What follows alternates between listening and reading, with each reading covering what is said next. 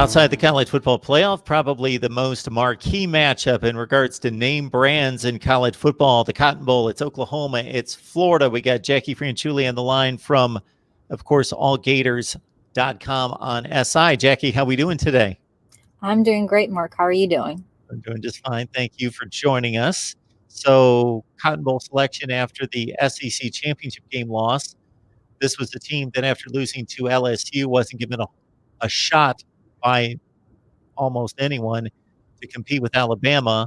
They made a lot of defensive mistakes in the first half that had nothing to do with Alabama's prolific offense, just flat out mistakes on critical third down that gave Alabama better down and distance, or just flat out converted third downs into first downs. And then, of course, the clock management issue at the end of the first half. But all in all, they got it to within 4, gave them a game.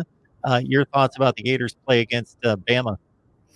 I think this game just illustrated how far this Florida team has come in the last few years. Remember, the last time they were in the SEC championship game, they were destroyed by Alabama. So this has shown how far along Dan Mullen has brought the program.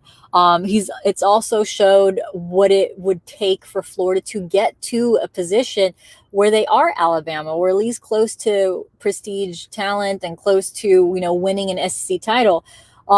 They need to obviously recruit better so they can add more depth, and that's something that Alabama has done fantastically well.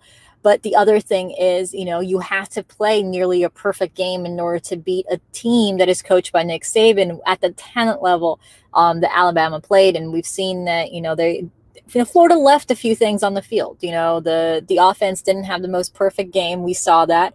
And the defense did leave a lot of time, a lot of points on the field as well. When you think about it, Trey Dean had that interception and then got hit and then fumbled the ball. And then there was penalties on third downs, like you said. So there was all these missed opportunities on the defense. There was missed opportunity on the offense. And then even in the coaching, you questioned a few of the play calls of they were very adamant in starting that run game in that first half a couple of times. And you question yourself, why are you running the ball when you're, when you have such a long way to go in certain times when they were second and long. And then sometimes you also question, again, the clock management at the end of the half. Why did you give that much time to Alabama?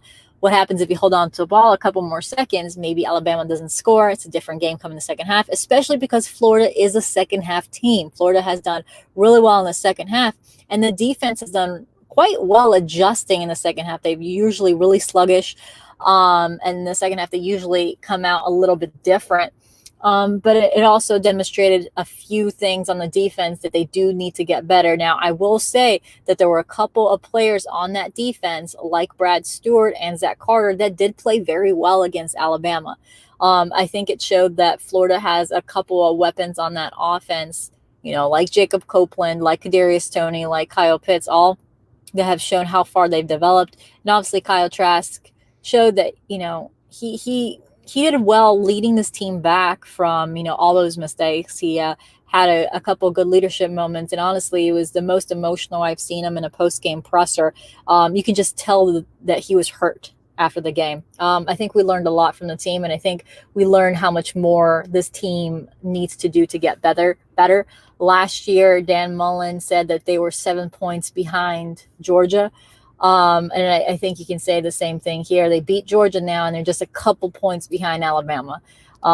It's just now you have to consider that a lot of these players that had some sort of contribution were also part of the former staff's recruiting class. You have Kyle Trask, you have Kadarius Toney, you have Trey Grimes. Oh, Trey Grimes was actually a transfer guy, so not him. But you have Jacob Copeland, you have on defense, you have Zach Carter, you have Kyrie Campbell. All those guys were actually recruited by the former staff.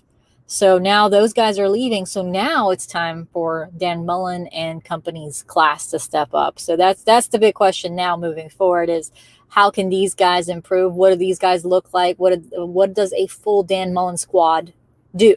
And obviously the other question too is, will there be changes on the defensive side of the ball? That's certainly something that Gator Nation wants to know.